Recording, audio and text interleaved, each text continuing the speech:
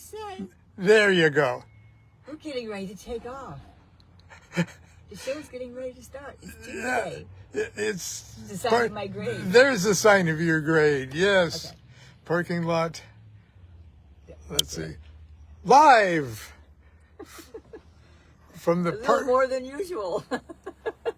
live and lively from the parking lot of Sprouts Natural Foods Farmers Market or organic natural natural foods. Most of that's just a nice blurb. Yeah. Anyway, yes, we're 47 minutes late this morning, but We were as at a matter the co-op. We were on time for the co-op. we were on time for the co-op. Anyway, here we are, and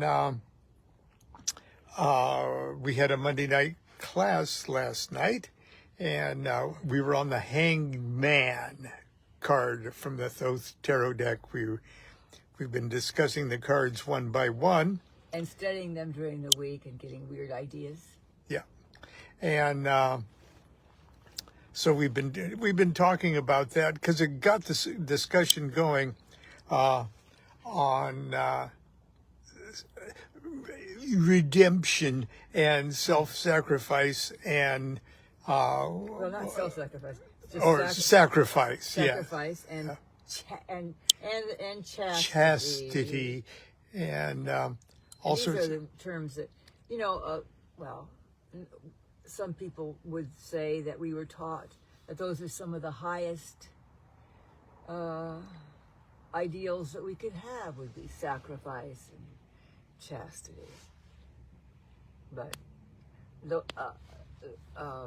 the common definition of those things that we think of are really a perversion of the real things, because sacrifice is a limit on love, not really a good thing, and chastity is too, because chastity seems to be conditional love. I love you more than anyone else, or I love something more than anyone else, and something I shut myself or off it. from everything else except for this one thing, and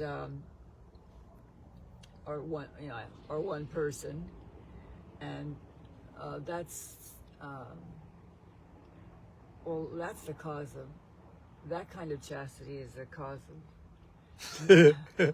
of misery and frustration and broken hearts and slitting throats in the bed and setting fire to the bed and murders that you see on TV and all kinds of perversion. I mean, let's face it. Clergy who have been shut up for a long time have known to, they never result to all kinds of perversion, including self-flagellation, because they're feeling guilt and, all kinds of terrible things. So that's not what real chastity is. Real chastity is unconditional love for all.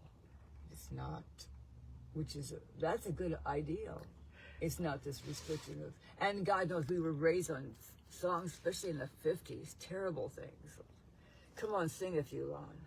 Oh, like the girl songs, wear your hair just for him.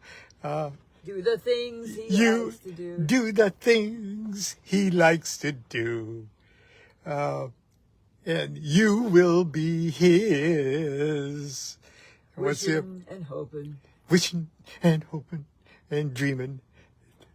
Anyway, it's But I like You Don't Own Me. Well, yeah, that was awesome. I knew when that, because I spun that record at KTTT when I was Leslie worked Gore. at the. It's still extremely relevant, and it does not mean she's not a loving human being. It just means she doesn't have slave consciousness. Yeah, that was song so it's still ahead of its time. It's ahead of its time. Yeah, it's still ahead of its time. So anyway, so we were taught things like that. We were taught a very averse system of morality and ideals, and not wasn't anybody's fault. They didn't do it on purpose. They were taught the same thing, but it. And I'm not so sure in the very beginning what the intent was on ideals, but it warped into exactly the opposite of what it is meant to be. So anyway, we were talking about the hangman, and that's exactly, it was about stuff like that. And Crowley called it he sort of compared it to the appendix in the human body, the hangman card, what it used to represent, and it was invented in the aeon of Osiris kind of thing, and sort of right now it just is sort of like what's the appendix for in the human body? Well, we know that it now it's for the immune system and a bunch of other stuff. Yeah. We just didn't discover what it was, so Crowley didn't know what he was talking about. Yeah, right. Completely on that level, but anyway, it was made to do. Oh, it was. Let's face it, it was made for political purposes and power and money. I mean, go ahead. I'm not going to say it was. Oh no, but the one line in Crowley's comments on the hangman about the bottom line is something like do what you need to do to get on good terms with children and animals. Right. Which I find that, well, I'm not so sure. He says even if it means that you revere them and something like and worship them. Worship them, yeah. Yeah, so that's how you have to go that far. Well, those things are really easy for me to do, so I can't. I even forgot about that line because it's like that actually it's easy for anyone to do. It comes naturally. It really comes naturally to you because I'm going to turn this back because. We have wildlife in our. Oh really? We've got a certain amount of sedentary man who doesn't talk to anybody, go anywhere. Urban. Now she's turning this on a criticism. I'm just about. Oh, he's wonderful. Say something wonderful about him. I'm just about to give her praises, saintly praises, but that's okay. He's talking about my childhood playing. No, I'm talking about you feeding the neighborhood vermin. Oh, well, we won't. God. I hope none of you live in my neighborhood. I don't have any pets anymore, so I have to feed the wild rats. That's all I'm going to say about it. I don't give them very much, and the skunks come. And they just love her. They scurry to her. They hear her voice, and they come, and they're polite. They come to the words, do as thou wilt, shall be the whole of the law. Love is the law, love unto will. And then I sing a devotional song to the Divine Mother, and while they eat. And okay, and I said but a certain season the skunks come and pretty much decimate them, and then that rest of the neighbors just trap them and poison them and everything. So they have a short life, and but they're well, it's easy to revere them and. I mean, I'd give them. It's not namaste is no problem with rats looking you in the eye. It's no problem. I've offered to give them free tarot readings, but they never take me up because they know the answer is always death. Is always death. Okay. No. Okay. God. We weren't going to talk about the rats. Oh, I'd love to talk about the rats. I'm kind of embarrassed about it. I mean, I'm more than. Well, don't be embarrassed. Because it's Okay, so. Everybody has a right to live, though. If you're going to, if you're going to leave it, I've got it back on me. If you're going to leave us with one comment on the MEM Hanged Man card in tarot, what might your parting words be? Well, I'm going to say about comment on everything. Right. Yeah. My comment on everything right now is still the same comment about try to change your perception. If you're gonna pray to the universe or to God or whatever, or ask yourself something you need to do, ask God or ask the universe, or you do it yourself. Change your mind. Change my mind, because even political movements, like Democrats used to be the Republicans and Republicans used to be the Democrats. We were talking about that this morning. Everything just changes in a flash with one person changing. Change your perception and everything will change. it sounds too easy, but actually trying it is really pretty darn difficult. Change your perception on things to more of unconditional love and being in the present instead of the past and the future are. It's fine to remember the future doesn't exist now, and the past doesn't either. So it's there just to remember the beauty and the love and the loving thoughts that you gave and the loving thoughts that were given to you, and that's enough. Or the love, not just the thoughts. That's enough for you to remember. Okay. You'll be okay, and this really has nothing to do with the hang. Well, it has everything to do with the hangman. Don't think about. Just remember that sacrifice is a limit on love, and it tends to always end up being hurting both people instead of what you think is going to It blows happen. up in two faces. Yeah, it blows in two faces because it's only because there's only one face, so it's going to blow up in your face. It's going to blow up in everybody else's face too. So anyway, Well said. Well now he said. wants me to go buy vegetables, which is a good idea, and other things. Yes. So, do what thou wilt shall be the whole of the law. Oh, there are no rats around either. Love is the law. Love as you will. Okay. There we go. We're back with me. And I'm going to kind of set up my thing here for just a few little words about practical magic that is Practical? not... Practical. Well, it is practical, but most magical things don't always seem to have any practical I know, and most practical things don't seem to have any magic. either. magic. Well, But that's not true either. that's not true. Okay. Okay, darling. I'm going to go have a magical, practical experience Okay. and change my perspective. Go change your perspective. Meanwhile, I'll move the car. Why? Don't worry, honey. Well, you can run, but you can't hide. Too late for that. Okay, yes, we can always find this car. Okay.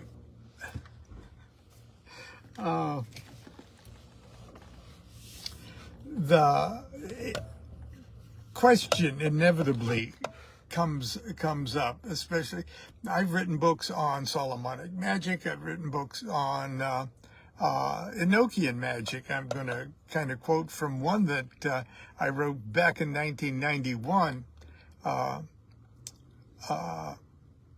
which is just an extended kind of commentary on Crowley's Liber Chanok, and his Enochian material from the equinox, which, as far as it goes, is quite thorough, quite complete, quite workable. Literally, to learning the basics of how Enochian magic is practiced today. It is not well, from a practical point of view, and that's how back in 1991, that's how I was trying to see everything and trying to communicate the essence of Enochian magic.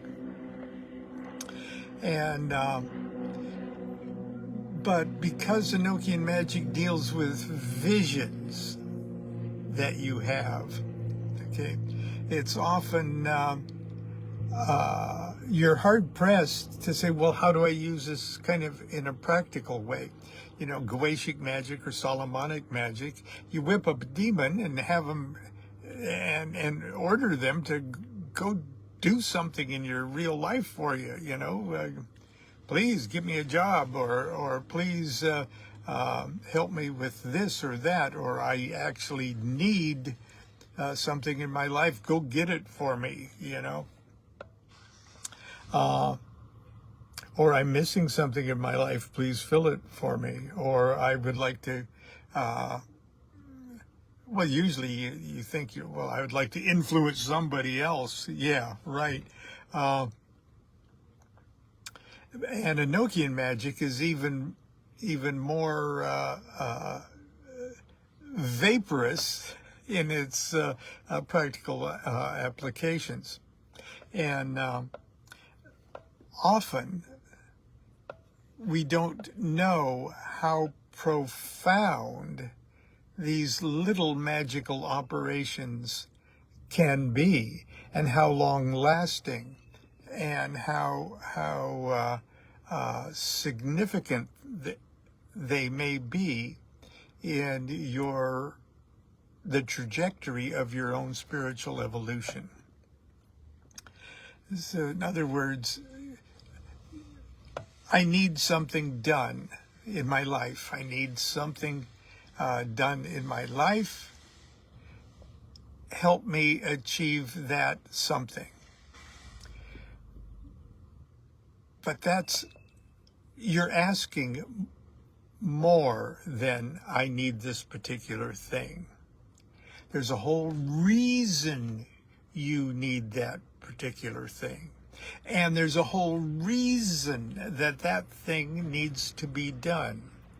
And we don't have enough capacity in our meat brain to see the big enough picture of those other needs. Why is there a cosmic need that you need to do this in your life? Okay, why is there a cosmic need? And a successful result of a magical operation may not be apparent, or you may not even see how it's starting to be apparent that it's working in your life for years and years and years later. That's why the magician's diary and notes are kind of important, because it's really hard to see your life changing as it's happening. We're too close to ourselves. And it's only in retrospect. Here I talk, I give a 10-minute overview of the two branches of Enochian magic that are practiced in modern times. And there's the elemental version using the elemental tablets and the tablet of union, and the spirits of the elements and sub-elements and subsections of the sub-elements and things, as if there's a hierarchy of angels. And like the four great archangels would be at the sort of top of the hierarchical chain of fire, water, air, and earth. And you look at things elementally. Now, do those things do anything practical for you? Well, you don't send them off to do errands like you do Goetic spirits, because Enochian magic, again, is dealing with visions. So how would you use that in a practical way? And the other branch, before I come back to the elemental thing, other branch is the etheric, which is comparable to Kabbalistic path workings. Only the ladder you're climbing is 30 sections instead of just 10. But back to the elemental thing. I don't want to read all of this.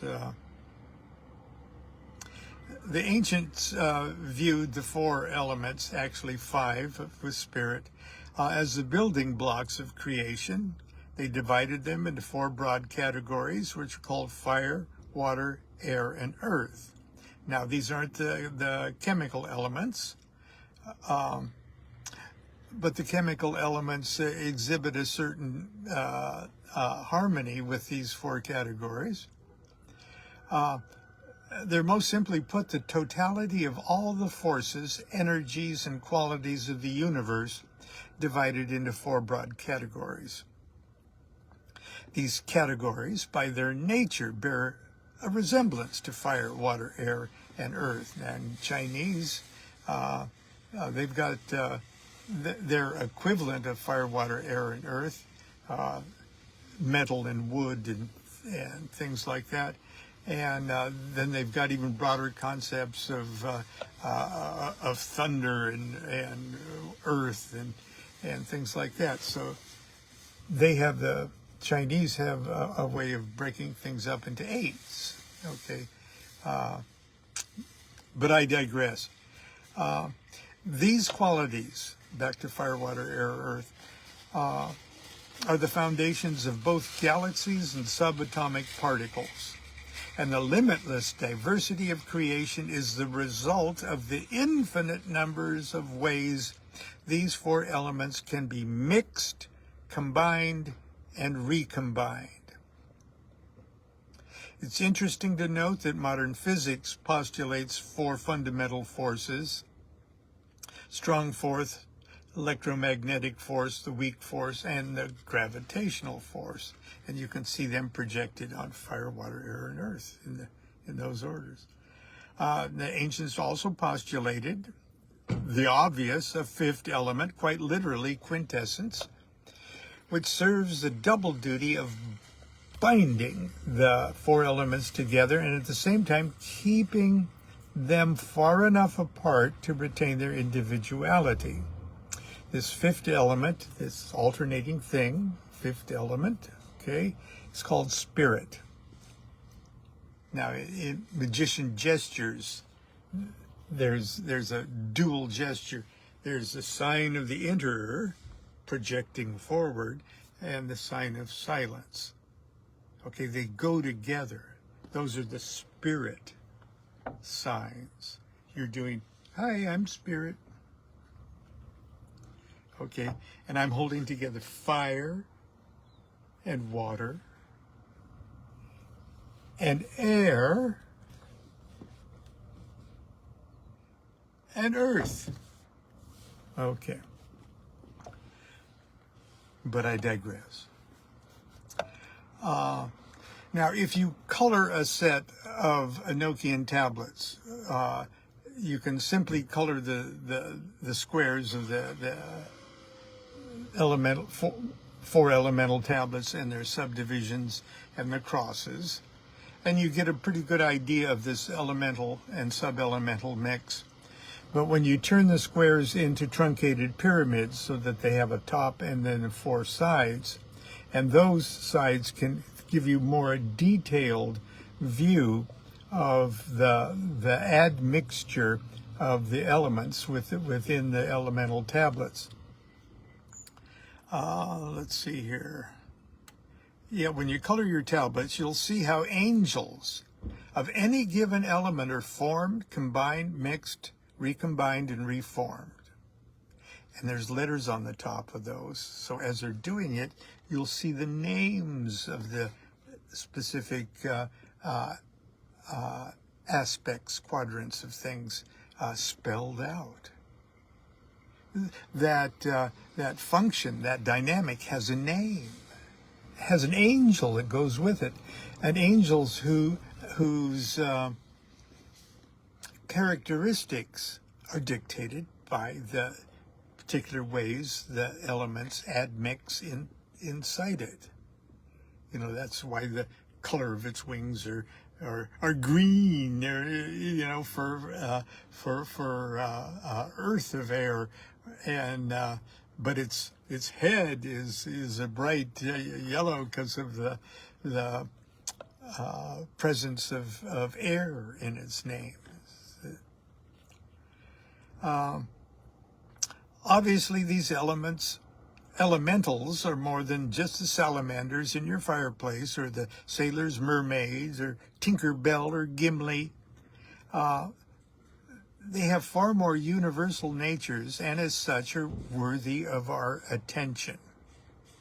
As a matter of fact, they are at work either efficiently or inefficiently in each of us. Perhaps if we had a better understanding of our elemental balance or lack of it, in my case, big time, we might get a clue as how to improve our lives. Now, what follows may seem a bit complicated to a new student, but a full explanation will be forthcoming later in the book. So I'm going to give an example. Now, it doesn't sound like much, but remember, I'm doing this in the late 1980s, and I'm describing it around 1991. For example, some years ago, I accepted a job from an old friend who asked me to edit a psychology book he had just completed. I'd never done such a thing before, and I accepted with some hesitation. But like always, I was totally broke and in a period of unemployment. Okay, I'd take any offer.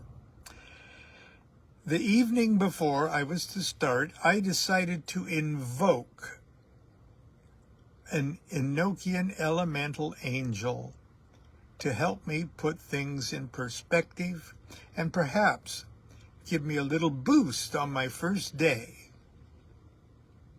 I chose to invoke, and I'll spell it for you, S-O-A-I-Z-N-T.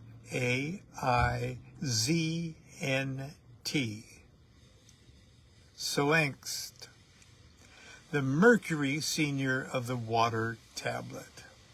So the grand crosses, okay, the two vertical columns and one horizontal line that run down the center of each elemental tablet contain the names of 7 planetary seniors, and the position of the planets are the same on all 4 elemental tablets. And Soangst was the Mercury Senior of the Water Tablet. My reasoning was that Mercury is a force that is traditionally associated with writing and matters of the mind, and water is the element of reflection and empathy, which I felt would be necessary for such a task. Okay, the reason being that to edit a psychology book, the editor has to in order to do it well, has to climb into the mind of the author. I had to be a faithful reflection of the author's intent, and if necessary, change the words or the phrasing of the manuscript. Now, Constance has just came walking out to ask me something, so you'll excuse me for a second. Hello, dear. I have to ask you a question. Yeah, can they hear? Or is it something personal about personal hygiene or something like? No, it's not about personal hygiene, but they have those slippers like mine, the ones that have elastic around them, the cozy ones, I say, with the non-slip bottoms, they're soft. Yeah? Do you want a pair? I don't think so. Oh. I don't care. That's just up to you. Well, it couldn't hurt to have them. Yeah, go ahead. Only if you're going to wear them because you get cold. Yeah, but I also slip around and fall down a lot, so. Okay, well, just tell me what to do. I'll get them. If I fall down too much, you can have it while I'm in the hospital.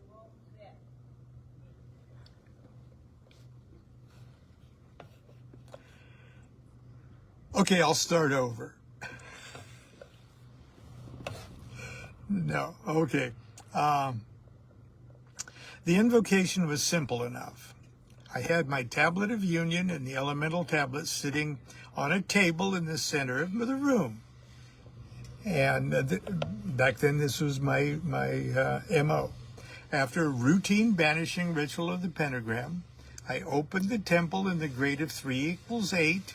Okay, that's a classic Golden Dawn thing to open up water. Okay.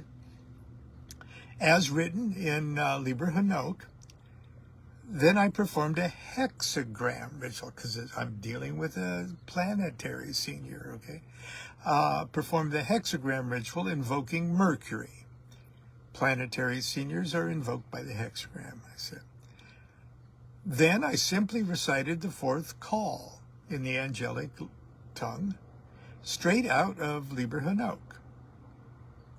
Then I closed my eyes. My scrying technique is to just sit quietly with my eyes closed. I felt somewhat stimulated, remember thinking I should do this ritual whenever I need to stay awake. When suddenly, it was there. It had a basic humanoid form, but it looked as if it had a skin made entirely of silver reflected material. Like quicksilver. It looked like a body made of mercury, quicksilver. Everywhere I looked, it wasn't stiff like a bunch of mirrors or facets, but it was smooth, almost liquid. Everywhere I looked on its body, I saw myself reflected. It was breathtakingly beautiful. I was dumbfounded. After a moment, when I could think straight again, because you never really expect your magic to work, okay?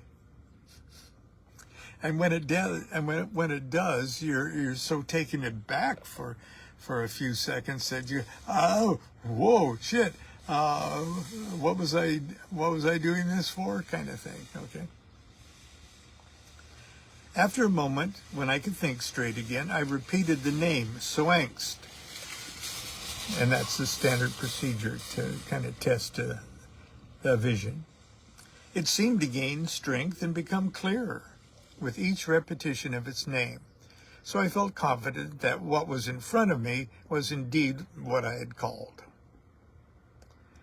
The question was now, what am I going to do with this guy? It took a little effort, but I finally remembered the reason of the operation. I asked if it could help me to better understand another's thoughts and to efficiently transfer those thoughts to the written word. It indicated that it could and produced a mirror, of course, upon which it drew a figure, okay? And it was just a simple 3 or 4 lines, okay? I felt that I was to somehow use this figure as a tool to achieve my goal. I drew it on a piece of scratch paper, and after the obligatory banishing, I gazed upon it for a few minutes and went to bed. The next morning, I decided I would take the figure Soangst gave me and simply draw it at the top of each page of my daily notepad, where I'd be forced to look at it almost continually for hour after hour. Okay. Throughout the course of the project, which went surprisingly well, by the way, I was focused upon this symbol and constantly reminded of the invocation and the incredible vision of the angel who aids works of this nature. That's all. Just, well, there it is, okay. And every time I looked at it, I replayed that whole thing. It was like doing it over and over again, hour after hour, day after day. No big thing. In practical workings such as this, it's very helpful to bring something from the vision back into this world. In everyday world, our waking consciousness, life forms such as people, animals, plants, etc., that we perceive as living beings. Okay, I see this lady over here. Okay, she's a living being. I see her as a living being. But that arrow on the ground is a symbol. Okay, and it's a springboard for other thoughts. That means we got to drive in that direction. So on the material plane, people are people, living things are living things, and symbols are symbols. In the magical world, it's just the opposite. When we see a life form, such as an angel or a unicorn or an aardvark, it is an abstract personification of an idea. And symbols, on the other hand, are living beings on that plane, true life forms of the magical universe. That's why when a terrifying dragon appears in a vision, it's a symbol for something. And if you want to repel that dragon, you draw, say, a banishing water pentagram. To the symbol dragon, your pentagram is a living force, okay? Okay. As you can imagine, these symbol life forms can be powerful tools in the hand of the magician. Bringing them through to our objective world is an important part of practical workings. Okay. Now, that was a very simple magical operation, almost something that could easily be forgotten if it hadn't been, inscribed in a diary or anything. It wasn't anything big. I scribbled a few lines at the top of a notebook, and everything else just proceeded as normal life. Yes, the project was a success. Yes, the book was published, and for the purpose it was written, did absolutely everything that it was supposed to do. Not only that, but the discipline I learned from editing that book, and for crawling into the mind of an author, I have no idea how helpful that has been over the years for me to understand everything in my researches, how it aided in the discipline of my own writing career that since 1991 has proceeded. That one little wordless communication of that silvery being. Now, I haven't forgotten this. I haven't put it sigil away or lost anything. The event happened. The event happens like all events in space and time. They're a snapshot of a continuum. And I have no way of telling one way or another if my life has been any better or any worse because of that operation.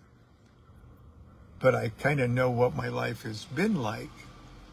And it's easy for me to see that anything related to that mercurial operation has gone relatively lucky for me over the years. And so I have to at least give tentative credit that particular Enochian Magick operation was a success. Anyway, I've talked too much. Okay, let's get on with the day. Welcome to the. Oh God, it's almost election day, as you see. Constance and I have voted.